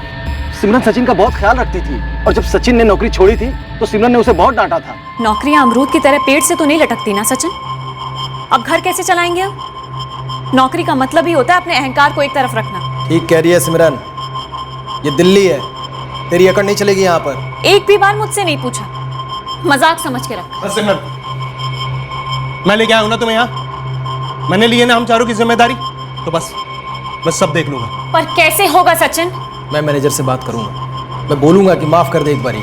कोई जरूरत नहीं है, मैं मनोज भारती के साथ काम करने वाला हूँ। अब ये मनोज भारती कौन है? क्रिमिनल है। वाह, अच्छी खासी नौकरी छोड़कर अब तुम चोरी डकैती करोगे? तुम फल खाओ पेड़ मत। मैं चोरी का पैसा छूंगी भी नहीं, समझे? अरे घर में स्कूल जाने वाले बच्चे हैं। चोरी चोरी ही होती है, वो कैसी भी हो। जो हमने की है अपने जमीर के साथ, अपने पुराने रिश्तों के साथ, अब कोई मायने नहीं रखता कि पैसा कैसे आए।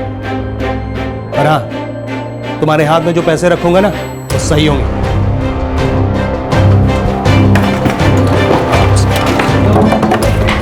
आराम से, कुछ भी टूटना नहीं चाहिए।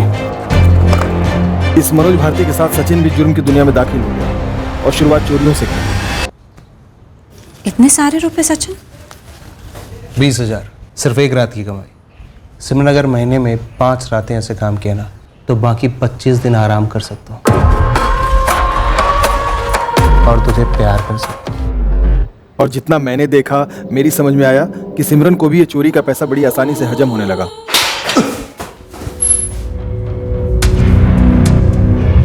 तू जुर्म कबूल मत करना, ठीक है?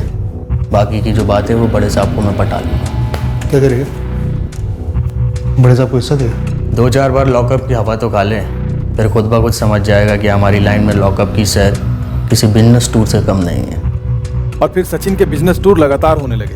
वो खुद गिनती भी भूल गया होगा कि कितनी बार अंदर बाहर हुआ होगा।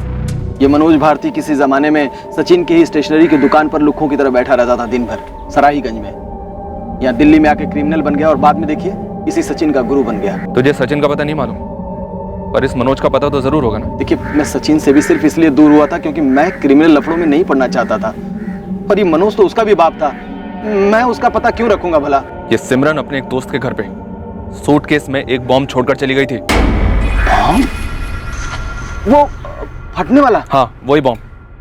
और उसके कुछ दिन बाद सचिन और सिमरन ने सोमपुर में जसवंत सिंह का मर्डर कर दिया, जिसके दामाद जितेंद्र राणा के साथ सिमरन भागी थी जब ये सचिन जिंदल मर्डर केस में अंदर हुआ था।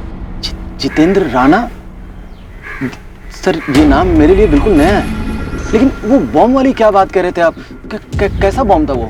बारूद से भरा बॉम्ब था, दिवाली के पटाखों वाला बारूद। पटाखों वाला बॉम्ब? सर, ये सचिन का एक दोस्त हुआ करता था। हाँ, जगदेव सिंह नाम था उसका। दिल्ली से बाहर यहीं नरेला में उसकी पटाखों की फैक्ट्री है। वो सचिन का जिगरी दोस्त हुआ करता था। उठाओ जगदेव को, इससे हमें कोई ना कोई लीड जरूर मिलेगी। बिल्कुल सर, जगदेव के घर का एड्रेस मिला है। और हरिद्वार में सिमरन की बहन पूजा का पता चल गया। परमजीत उसे अपने साथ लेकर आ रही है। आखिरी बार मैं सिमरन दीदी से देवबनी में मिली थी जब वो सचिन जेल गया था। दीदी अनिकेत और अनिरुद्ध को लेके पापा जी के घर आई थी रहने। हम आपकी दीदी सिमरन को अभी तक समझ नहीं पा रहे हैं कि आखिर वो है क्या। हम भी कहाँ समझ पाए सर, कभी नहीं समझ पाए, ना पापा जी ना मैं। दीदी क्या कर रही थी, क्यों कर रही थी, ये तो वो भी नहीं बता पाती थी। सिमरन दीदी, आपने ना अपने हाथों से अपना घोंसला जला दिया है और अब आप आग से खेल रही हो एक क्रिमिनल के साथ। कुछ सोचा नहीं क्या? दुनिया में 2 किस्म के लोग होते हैं पूजा, एक सोच सोच कर कुछ ना करने वाले और एक बिना कुछ सोचे बहुत कुछ कर जाने वाले। अनिरुद्ध और अनिकेत के बारे में भी नहीं सोचा ना? आपकी सोच की कीमत आपके बेटे क्यों भरे? वो मेरी दुनिया है पूजा, तुम देखना उन्हें मुझसे कई बेहतर जिंदगी मिलेगी। आपको कौन सी बुरी जिंदगी मिली थी? आप अपनी मर्जी के मालिक थी। और दीदी कभी कभी ना हमें। कभी कभी क्यों? मेरी मर्जी मेरी आजादी हमेशा के लिए होनी चाहिए ना। दीदी, ये आजादी की बातें कॉलेज में ठीक लगती थी और तब भी आपने अपनी आजादी को खूब निचोड़ा है। कुछ गलत किया मैंने? गला काटा किसी का, कत्ल कर दिया? आप कत्ल के इल्जाम से बाल बाल बची हो, भूल गई? हाँ भूल गई। जो चीज मजे नहीं दे भुला दो, फिर वो कोई याद हो या कोई प्रेमी। एक और नया सचिन फांस लिया क्या आपने? ऑब्जेक्शन, शब्दों का प्रयोग नोट करो मिलॉर्ड। फांसना मतलब अपने दिल की सुनी। किसी से सच्चा प्यार करूं तो वो फांसना हो गया। आप कितनों से सच्चा प्यार करोगे? तू अपने पति से सच्चा प्यार करती है? हाँ बिल्कुल। एक पल के लिए भी तुझे कोई दूसरा मर्द नहीं भाता? दिल नहीं आता उस पर? मन नहीं करता उसके साथ एक हो जाने का? देख, अब ये सती सावित्री वाला भाषण तो ना दे। एक जवान जीती जाती औरत बनकर जवाब दे। दीदी, ख्याल ना कई किस्म के आते हैं, लेकिन उन पर अमल करना ये एक अलग बात है। और इंसान और जानवर में फर्क है ना? इंसान में भी फर्क होता है पूजा। मुझे लक्ष्मण नहीं भाया, मैं सचिन के साथ चली गई। अब सचिन जेल गया हुआ है तो कोई और आ जाएगा। मैं खुली किताब हूँ पूजा, जो पसंद आया उसके साथ चली गई। क्या आप चाहोगी कि अनिरुद्ध और अनिकेत भी ऐसे ही सोचे, ऐसे ही बने? नहीं, उन्हें मेरी सारी अच्छाइयाँ मिले, बुराइयाँ कभी नहीं। देखो, अनिरुद्ध और अनिकेत को ना एक बाप की जरूरत है जो उन्हें सुरक्षित महसूस कराए। जो लक्ष्मण जीजा जी है वो सचिन नहीं। खैर अब हो भी नहीं सकता, वो जेल में बैठा हुआ है। दीदी, आपको भी ना एक आदमी की जरूरत है, एक पति की। तू फिक्र मत कर पूजा, उसका इंतजाम हो चुका है। सिमरन दीदी का इंतजाम जितेंद्र राणा था या कोई और, मुझे नहीं पता। पूजा, हमारा सिमरन तक जल्द से जल्द पहुंचना बहुत जरूरी है। तुम बता सकती हो वो कहाँ हो सकती है? मैडम, मैंने हरिद्वार पुलिस को जो बताया उससे ज्यादा क्या बताऊं? आप मुझे बेकार में ही यहाँ ले आए, क्या फायदा हुआ? देखिए, फायदे का तो पता नहीं, लेकिन अगर आपकी बहन सिमरन और उसके साथी सचिन ने बम ब्लास्ट किया ना, तो नुकसान हिसाब के बाहर होगा। सर, दीदी ने मेरे पापा जी के, लक्ष्मण जीजा जी और पता नहीं कितनों के जीवन में इतने बॉम्ब फोड़े हैं कि ये असली बॉम्ब वाला आइडिया मुझे वाहियात लगता है। लेकिन फिर लगता है कि हो सकता है, दीदी की दुनिया में बिल्कुल हो सकता है।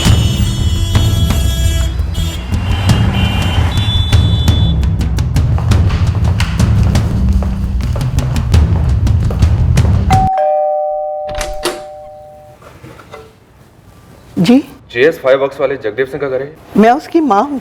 बुलाइए उन्हें। बेटा, उसके लिए मुझे ऊपर जाना पड़ेगा। 2 साल पहले जगदेव का देहांत हो गया था। सचिन जगदेव का अच्छा दोस्त था, आना जाना रहता था कभी कभार। माँ जी, आप कह रही थी कि जगदेव 2016 में चल बसा, तो फिर तब से फैक्ट्री कौन चला रहा है? बंद है बेटा, कौन चलाएगा? जगदेव 33 साल का था।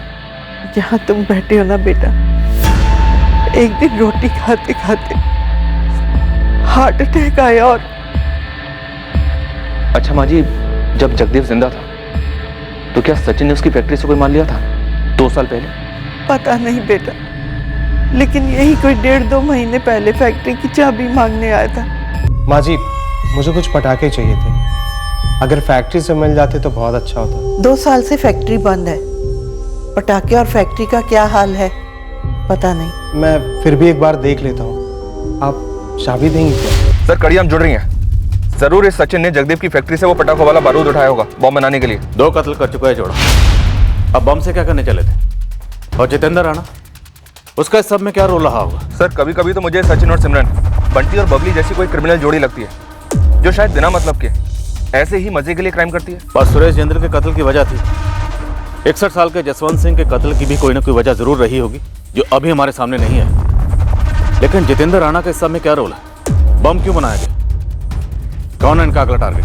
सर, जितेंद्र राणा मिल गया है। कहाँ? लोकेशन तो अभी नहीं पता सर, पर उसने अपनी पत्नी अर्चना को कांटेक्ट किया और अर्चना ने मुझे फोन करके बताया।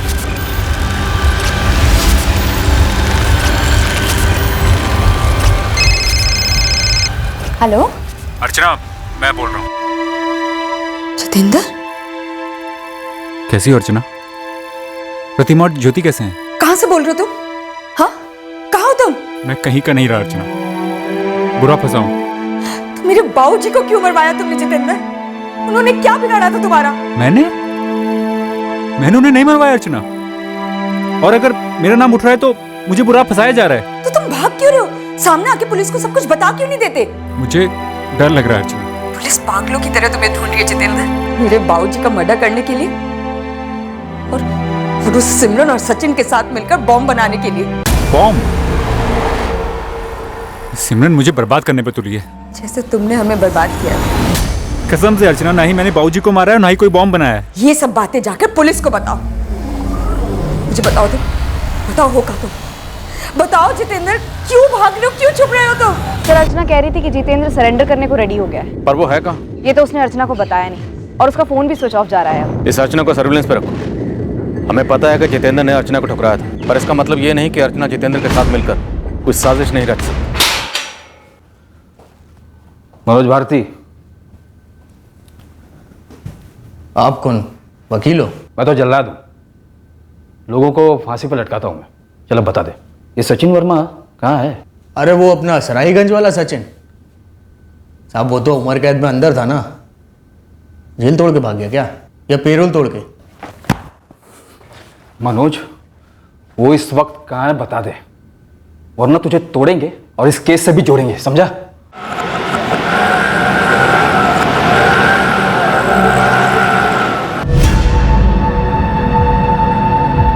जितेंद्र ने खुद आकर सरेंडर किया। जितेंद्र वाकई में सरेंडर कर रहा था या इसमें भी कोई चाल थी, ये तय कर पाना मुश्किल था, पर जितेंद्र ने अपना पक्ष पेश किया, अपनी कहानी सुनाई।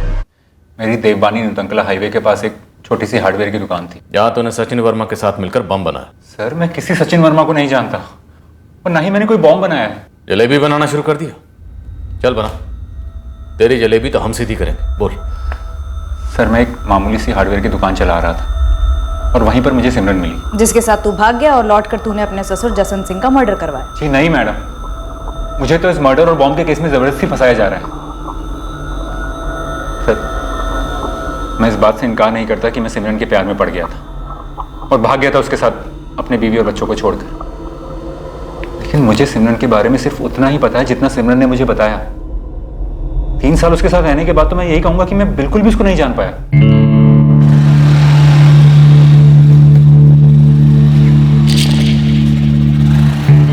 सिमरन में एक कशिश थी, एक खिंचाव था, कुछ ऐसी बात थी जो मुझे मजबूर कर रही थी उसे पकड़े रखने के लिए, उसे सारी तकलीफों से बचाने के लिए। सिमरन के बारे में मैं यही सोचता कि एक ऐसी खास हद से ज्यादा हसीन औरत है जिसको सारी दुनिया ने गलत समझा। गलत किया उसके साथ। मेरा पति लक्ष्मण मुझे और मेरे बच्चों को बीच मझधार में छोड़कर चला गया। कोई चारा नहीं था मेरे पास, इसलिए बाबा के घर लौटी, लेकिन वहां भी बोझ समझी जा रही हूँ। सिमरन, तुम किसी भी सूरत में किसी पर बोझ नहीं बन सकती। अरे तुमने तो मुश्किलों के बोझ से लड़कर जिंदगी जी है। नहीं जितेंद्र, सारी दुनिया मुझे बोझ समझती है। कोई मुझे नहीं अपनाता सच्चे दिल से। कोई नहीं चाहता कि मैं सिमरन, ये सच नहीं है। कोई बेवकूफी होगा जो तुम्हें ना चाहे। मैं तुम्हें चाहता हूं, मैं तुम्हारे साथ हूं। लेकिन तुम हमेशा के लिए मेरा साथ नहीं दे सकते, नहीं बन सकते हमेशा के लिए मेरे। फिर मैं तुम्हारी कैसे बनूं? मुझे झांसे में ले लिया था सिमरन ने। मैं अपने होश में खो बैठा था। सिमरन ने तुम्हारी दूध की बोतल में नशे की गोली मिला दी होगी, है ना? आप नहीं जानती मैडम सिमरन को। सर, सिमरन ऐसी बला है ना, अगर वो चाहे तो आपको भी अपनी बातों और अदाओं के जाल के लपेटे में ले सकती है। किसी को भी ले सकती है। मैं भी उसके प्यार में पागल हो गया था और उसके साथ सोने के बाद तो मतलब गुलामी हो गया था उसका। लेकिन सर, मैं अपने बीवी और बच्चों से भी उतना ही प्यार करता था और उनको छोड़ने की सोच भी नहीं सकता था। लेकिन सिमरन ने अपनी अदाओं से मेरी सारी सोच की धज्जियां उड़ा दी। मैंने कहा था ना, तुम हमेशा के लिए मेरा साथ नहीं दे सकते।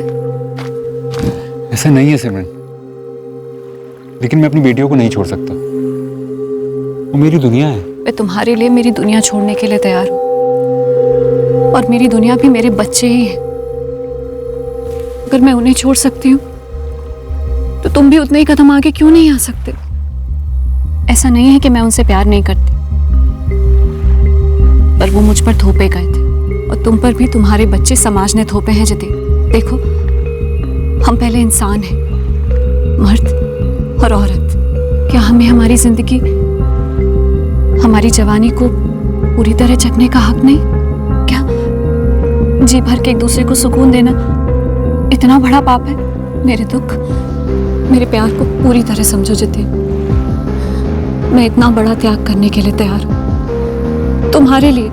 तुम्हें भी तैयार होना चाहिए ना। मेरे साथ मत छोड़ो, फिर अकेली हो जाऊंगी, मर जाऊंगी तुम्हारे बिना जितेंद्र, मर जाऊंगी। फिर मैंने वो कदम उठाया जो हर तरीके से गलत था। मैंने अपनी बीवी अर्चना और बच्चों को छोड़ दिया और सिमरन के साथ चला गया। और दिल्ली में सिमरन ने हमारी ऐसी गृहस्थी बसाई मानो वो वहीं पली बड़ी हो। सिमरन जो कुछ भी करती उसमें कोई जादुई ताकत होती। उसके हाथ के खाने का स्वाद भी अलग होता और वो घर को खुशियों से भर देती।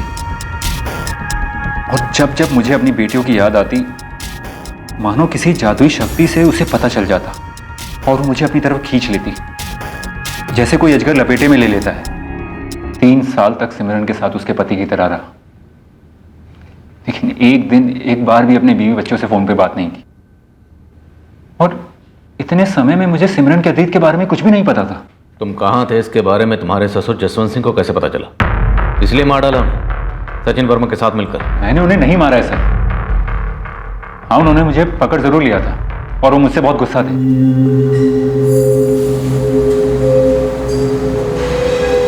जमाई बाबू। बाबूजी, आप झूठ बोल रहे हैं बाबूजी। तुम झूठ जी रहे हो जितेंद्र। पिछले 3 सालों से उल्लू बने हुए। तो सिमरन कोई दुखियारी औरत नहीं है। अपने एक प्रेमी सचिन वर्मा के साथ एक हत्या में शामिल थी वो। जरा सोचो कितनी खतरनाक औरत है वो। सचिन वर्मा जेल गया ना, तब तुम्हें फंसाया उसने। तुम्हें उसका पति लक्ष्मण ने नहीं छोड़ा उसे। सचिन वर्मा के साथ भागी थी वो लक्ष्मण को छोड़ के, और जब तुम्हारे साथ भागना था सिमरन को, तब उस बेचारे लक्ष्मण को बुला के बच्चे थमा दिए उसे। ये नहीं हो सकता। तुम बुरी तरह फंस गए उसके झूठ के जाल में। देखो बेटा, मेरी बेटी के साथ इतनी बड़ी नाइंसाफी मत करो। वो माँ है तुम्हारे बच्चों की, और बच्चे तड़प रहे हैं तुम्हारे बगैर। मेरी एक बात याद रखना, जिस दिन सिमरन को सचिन वर्मा जैसा कोई दूसरा गुंडा या तुम्हारे जैसा कोई बेवकूफ जितेंद्र मिल गया ना, वो तुम्हें छोड़कर भाग जाएगी उसके साथ। फिर तड़पने की बारी होगी तुम्हारी। सर, मेरे ससुर जसवंत सिंह जी की बातें सच्ची निकली और मुझे समझ में आ गया कि मेरे साथ कितना बड़ा धोखा हुआ है। दिमाग ठिकाने पे आ गया मेरा और मैंने सिमरन को छोड़ दिया सर। तो सिमरन ने तुम्हारे ससुर जसवंत सिंह को जिम्मेदार ठहराया तुम्हारे भाग जाने के लिए, इसलिए खत्म कर दिया उन्हें? सर, मुझे नहीं मालूम कि सिमरन ने मेरे ससुर जी को मारा या नहीं मारा, और अगर मारा है तो क्यों मारा। दरअसल सिमरन जान से मारने की धमकी तो मुझे दे रही थी। तुम मुझे छोड़ रहे हो जितेंद्र? पागल हो गए हो क्या? क्यों? क्योंकि मैं तुम्हें बिल्कुल नहीं पहचानता हूँ। सुनो, मैं सब समझा दूंगी, तुम पहले घर आ जाओ। मेरे ससुर जी ने जो बताया वो काफी नहीं था क्या? नहीं जानू, उनका अपना स्वार्थ है तुम्हें झूठ बोलने का। सुनो ना, तुम एक बार घर आ जाओ, मैं तुम्हें सब समझा दूंगी। नहीं सिमरन, मैं उस घर में अब फिर कभी नहीं लौटूंगा, और ये फोन मैंने सिर्फ इतना बताने के लिए किया है कि मैं तुम्हें छोड़ चुका हूँ। नहीं जितेंद्र, तुम ऐसा नहीं कर सकते। तुम ऐसा नहीं कर सकते जितेंद्र। मैं ऐसा कर चुका हूँ, मैं तुम्हें छोड़ चुका हूँ। चुप चुप, तुम ऐसा कह भी नहीं सकते, सोच भी नहीं सकते जितेंद्र कि तुम मुझे छोड़ोगे। मुझे छोड़कर तुम जी नहीं पाओगे जितेंद्र। अब तो समझ गए होगे ना कि मैं क्या कर सकती हूँ। तुम ऐसा सोच भी नहीं सकते, समझे ना? नहीं सोच सकते। सिमरन को कोई छोड़ नहीं सकता। उस दिन से मैं छुप रहा हूँ और अपनी जान बचाने के लिए यहाँ वहाँ लॉजेस में रह रहा हूँ। और सर, मेरे ससुर जी ने भी कहा मुझे छुपा रहने के लिए, क्योंकि ये सिमरन कुछ भी कर सकती है। सिमरन ने एक छोटी सी धमकी दे दी और तुमने मान ली? नहीं मैडम, दरअसल मैं जान गया था कि सचिन वर्मा जेल से छूट गया है और दिल्ली आया हुआ है, और वो सिमरन से भी मिला है। मैं बहुत डर गया था सर, और फिर मुझे पता चला कि मेरे ससुर जी का कत्ल हो गया। सर, अब तो मुझे लगता है कि सिमरन मेरा ही कत्ल करने आई होगी। सर, कोई गारंटी नहीं है कि जितेंद्र सच बोल रहा हो। रखते हैं इसे कस्टडी में। और ये सिमरन आर्या काफी शातिर खिलाड़ी लगती है। साइको भी हो सकती है सर। एक बार हाथ लगे तो पता चले जितेंद्र सच बोल रहा है या झूठ।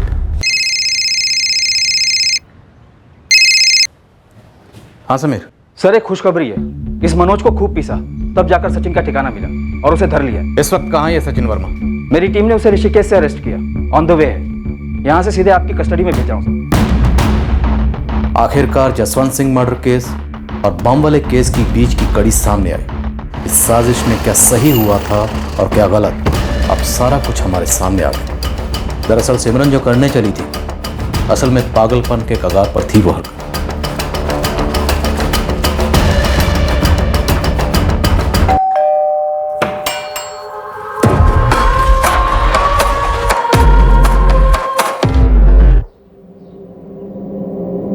मुझे सजा मिलते ही तुमने दूसरा आदमी कर लिया। है? तो क्या करती? जिंदगी भर तुम्हारा इंतजार करती। सिमरन, उम्र कैद सिर्फ 14 साल की होती है और ऐसे कटते हैं दिन। रातें नहीं ना निकलती यूं। ओहो, अब समझा क्या मतलब होता है कि सुख के सब साथी और दुख में मिले न कोई। तुम्हारे भाई विपिन की मौत का दुख तुम्हारा निजी दुख था, फिर भी मैंने साथ दिया तुम्हारा। आई बदला लेने, अपनी जान जोखिम में डालते हुए आई, लेकिन तुमने बेवकूफी की सचिन। सुरेश जिंदल को मार के वहीं खड़े रह गए अपनी शक्ल दिखाने। छोड़ो, देखो सचिन, हमारे बीच जो था जब तक था बढ़िया था, लेकिन अब मेरी लाइफ किसी और के साथ सेट हो गई और मैं उम्मीद करती हूँ कि तुम उसमें दखल नहीं दोगे। पैरोल पर हो, मुद्दत खत्म होते ही फिर से अंदर। ऐसे आदमी का मैं क्या करूंगी और ऐसे आदमी को मुझसे क्या मिलेगा? यहाँ सिमरन मेरे पास वापस आने के लिए मना कर रही थी और उधर उसका वो सबसे नया बकरा Jitendra Rana tata goodbye बोल के निकल गया। बम किस लिए बनाया? जसवंत सिंह को क्यों मारा? बम जितेंद्र राणा को उड़ाने के लिए बनाया था।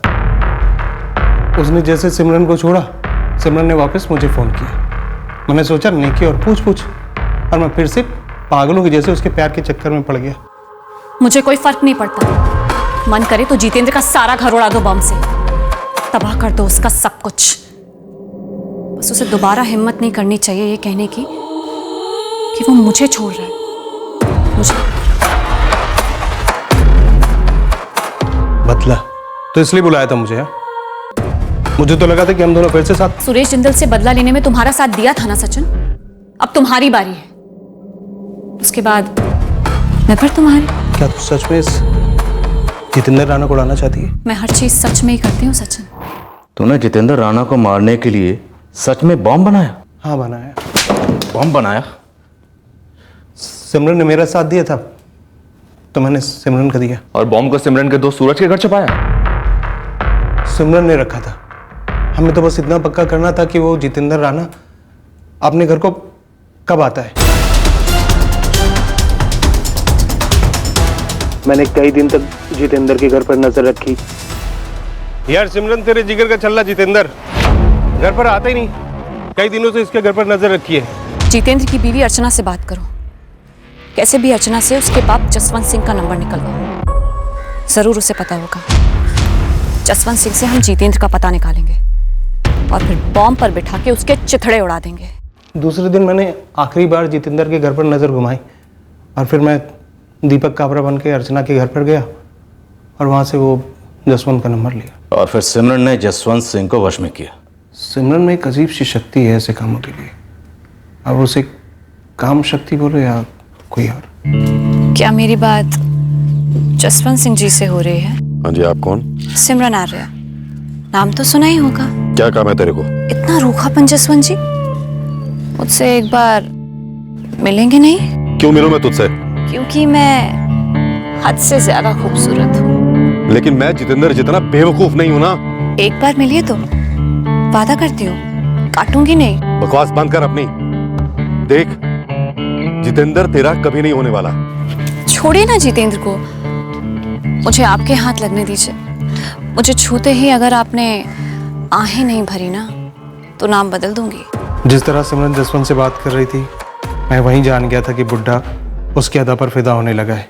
लेकिन जब जसवंत ने उसी रात सिमरन को कुएं वाले खेत पर जो मकान बना था वहां पर बुलाया तो थोड़ा ताज्जुब हुआ मुझे। मैंने पूरा मुआयना किया कुएं वाले खेत पर जो घर था। पता चला कि जसवंत के साथ उसका मुलाजिम दिनेश मौर्य, उससे भी निपटना होगा। तो फिर मैं वो ले गया था, वो कोल्ड ड्रिंक, नींद की गोलियां भरकर। हाँ, हमारा प्लान सिर्फ लेकिन इतना था कि जसवंत से किसी भी तरीके से जितेंद्र का घर का पता और नंबर निकलवाने का। साहब, मुझे जरा भी भनक नहीं थी कि वो ये जो सिमरन है वो जसवंत का मर्डर का प्लान बनाया था। तुम वाकई में बहुत खूबसूरत हो। अभी आपने देखा ही क्या है, जादू तो अभी शुरू होना है।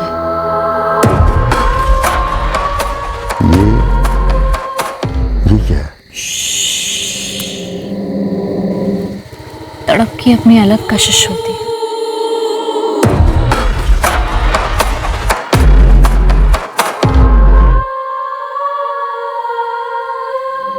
अब जितेंद्र गया, अब भाड़ में। तुम्हें जब भी यहां आना होगा आ जाया करो। मैं तुम्हारी हर जरूरत पूरी कर दूंगा।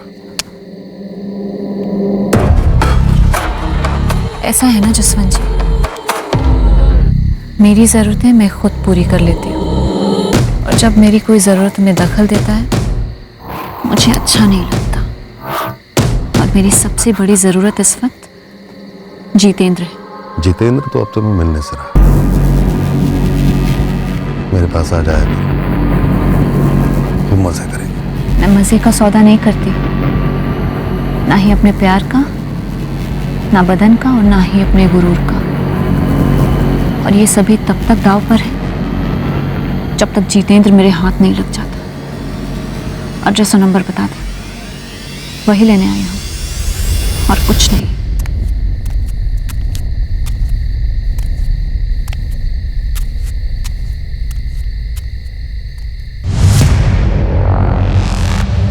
ये क्या किया तूने? खड़ूस अकड़ रहा था, जितेंद्र को उकसाने वाला भी यही था। मैंने इससे जितेंद्र का नया नंबर और एड्रेस मांगा तो मना कर दिया, इसलिए मैंने इसको परमानेंट एड्रेस पे भेज दिया। पागल है तू सिमरन? हा? इतना गुस्सा, एक पिद्दी सा आदमी तुझे छोड़कर चला गया और तू? आदमी जैसा भी हो, मैं पिद्दी नहीं हूं। सचिन, कोई मर्द मुझे कभी छोड़ नहीं सकता, कभी नहीं। वो हक मैं उसे कभी देती ही नहीं। मैं तो सिर्फ साथ दे रहा था सिमरन का। साथ दिया किसी के घर बम छुपाने के लिए, किसी का मर्डर करने के लिए? हाँ? मैं सच में बोलो साहब, मुझे एक भी नहीं पता था कि उसका ऐसा कुछ इरादा है। सबके साथ खुद जितेंद्र को भी इस बात का यकीन नहीं हो रहा था कि सिमरन गुस्से में इस हद तक जा सकती है। जसवंत का परिवार अब भी मानने को तैयार ही नहीं है कि जसवंत सिंह वाकई में सिमरन की अदाओं का दीवाना हो गया था, जैसे जितेंद्र हुआ था। और उन्हीं अदाओं ने जान भी ले ली जसवंत की। जसवंत सिंह के कत्ल की सारी कड़ियां अब हमारे हाथ में थी, लेकिन यह केस तब तक क्लोज नहीं हो सकता था जब तक रहस्यमयी सिमरन आर्या हमारे हाथ नहीं लगती।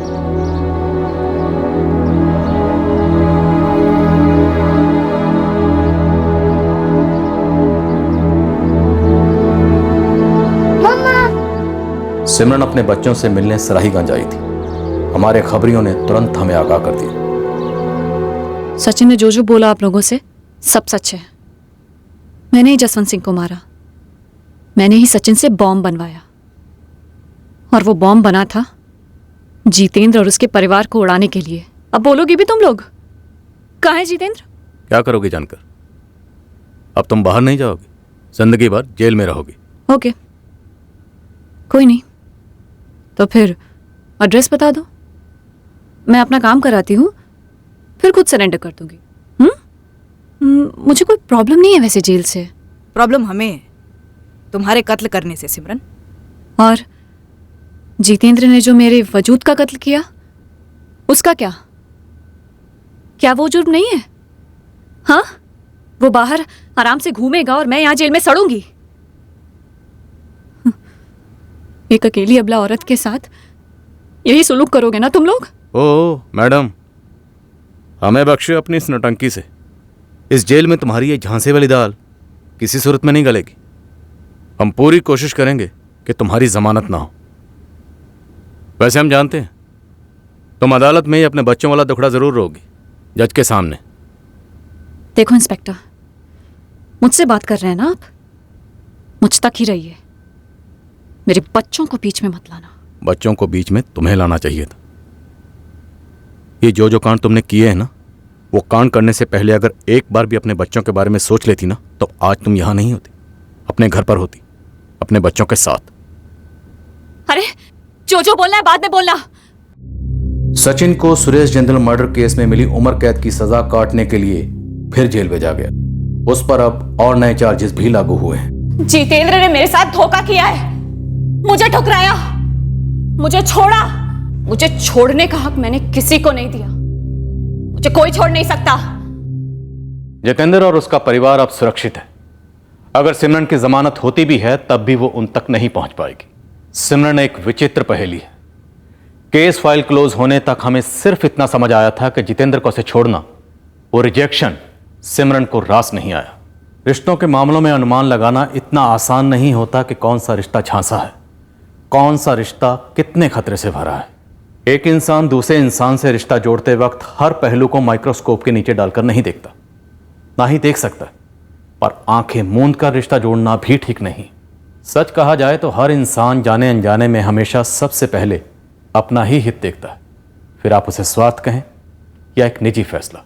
सामने वाले का जवाबी कदम इस रिश्ते के अनुभव को या तो यादगार बनाता है या फिर भयंकर। इस केस से जुड़े सभी के संदर्भ में दुर्भाग्यवश ये एक विनाशकारी हादसा रहा। फिर मिलेंगे अगले शनिवार को एक नए केस के साथ क्राइम पेट्रोल सतर्क में। जय हिंद। सीआईडी के और भी मजेदार और सस्पेंस से जुड़े एपिसोड्स को देखने के लिए हमारे चैनल को सब्सक्राइब करें और बेल आइकॉन दबाना ना भूलें।